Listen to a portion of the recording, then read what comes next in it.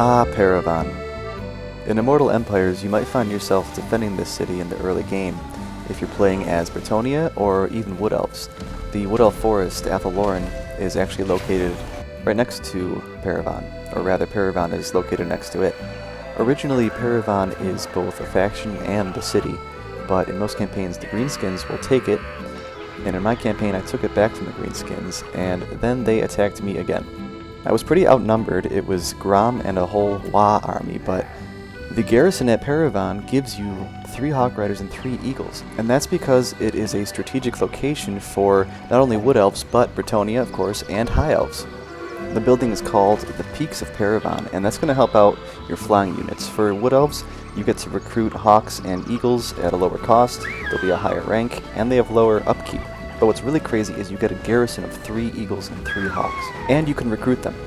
For Bretonnia, the building's going to pretty much do the same thing for your Pegasus and Hippogriffs, but they're going to take 1 turn less to recruit, which is nice. But this building doesn't open up recruitment for them. The High Elves are going to pretty much get the same things for Great Eagles, and you can recruit them from here as well. So I can see High Elves coming to Parravon later game, but earlier on I think it's going to be mostly Bretonnia and Wood Elves, and the Wood Elves got such a good deal with that garrison and being able to recruit the Flyers. Now, 2 other lords in the area who might like to take Parravon are Heinrich Himmler and Grom the Paunch. And instead of the Peaks of Parravon, you just get like the marble building. It would be nice to have bonuses for flying units, especially for vampire counts, but it makes sense that you don't, because they're not so much mountaintop beasts as they are vampiric creations. But you do get bats, which is great. You can get them early on, and they're great for defending Parravon. Grom, on the other hand, doesn't get anything. Sorry, Grom. He has no buildings, no flyers to defend Parravon. Oh, he's hangry. So, I was attacked, okay, at like turn 15 by this overwhelming force, and I want to show you how you can survive this. Yeah, I only have a level 5 Lord, but grab whatever spell you can.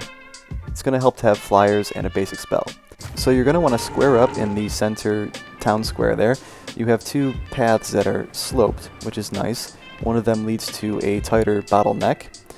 You also have 2 towers that you can eventually build up. Now the idea is to hold these 2 checkpoints, let the enemies pile up here while using your flying units that you should have access to harass, misdirect, and kite these units around so that they don't all pile up on your choke points at the same time. You can even land your flyers and like kite the enemy on the ground all the way around these paths up to the tighter bottleneck. So many of us know that it's a good idea to cluster up enemies like this and drop spells on them, but did you know that wind spells in particular ricochet off walls? Meaning my level 5 hero with Pendulum is going to get huge value off that. And this is where the flyers come in.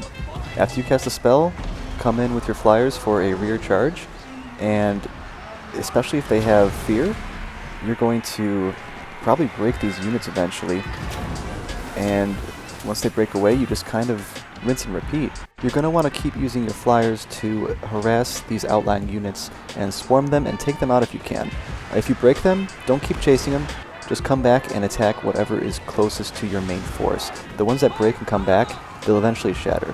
So you're going to use your flyers to do a lot of legwork for your army. And if you keep casting the spells and following up with rear charges from your flyers, using them to harass and kite the enemies around, you know, by the time you have your 2 towers built up, you should be looking pretty good. This was a long and desperate battle, like 17 minutes, but I wanted to show you that you can survive an attack here early campaign. Defend Parravon with those flyers. Have fun out there, guys. Thanks for watching.